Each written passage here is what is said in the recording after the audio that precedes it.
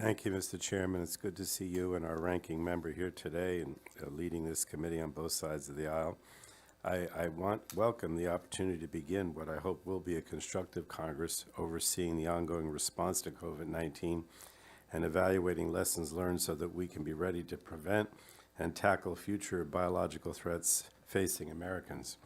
We all know too well from COVID-19 that biological threats are persistent. They're likely to become even more common due to climate change, urbanization, globalization. In order to improve our response to future pandemics, it is critical that healthcare experts are able to research viruses and where they came from in order to quickly identify, sequence, and understand emerging diseases.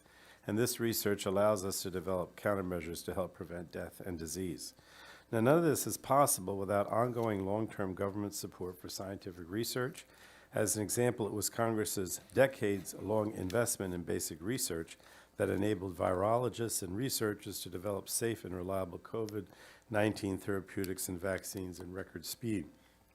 And now the Biden administration is taking it one step further with the implementation of its National Biodefense Strategy.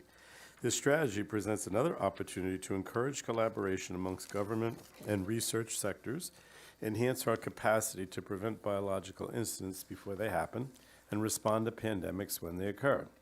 The White House Office of Science and Technology Policy recently convened a group of experts in immunology and virology to discuss how to develop our national expertise in identifying pandemic origins.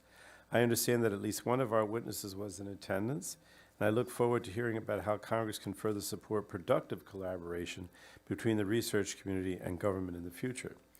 It's important to remember that any inquiry into the origins of pandemics is merely one component of a broader strategy to protect Americans from viral disease and prevent future virological episodes. Therefore, as we discuss the origins inquiry, I think we should keep a couple of principles in mind.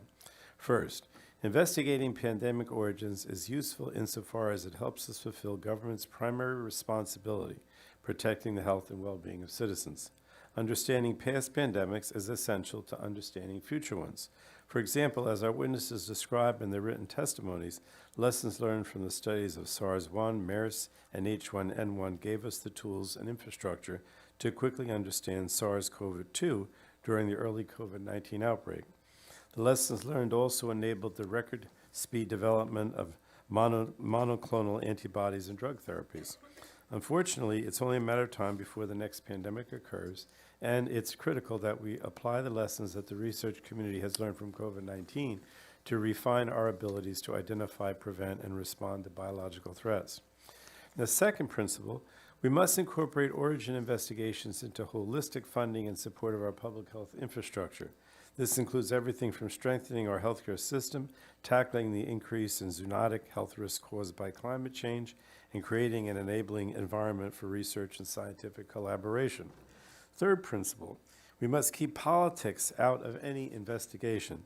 Instead, it must be guided by science and evidence rather than conjecture and speculation. And I do have deep concerns that any origins investigation will turn political, which would be extremely harmful to public health. As a recent report by the GAO found, the current acrimony surrounding the overly partisan rhetoric of the COVID-19 origins debate could push researchers out of the field just at a time when we need this critical workforce to be strong. The broad-based research bans and moratoria have taken the place of constructive conversations about improvements to biosecurity. Now, this has put a chilling effect on research that the American people depend on to retain our competitive edge globally and to achieve medical and scientific breakthroughs. If we're not following the right evidence, we won't learn the right lessons. Democrats are committed to following the scientific evidence to where it leads so that we can make sure that any origins inquiry leads to tangible improvements in the life of Americans. So I welcome this opportunity to examine the remaining barriers to properly identifying pandemic origins as part of our broader efforts to protect the health and well-being of Americans. And with that, Mr. Chairman, I will yield back.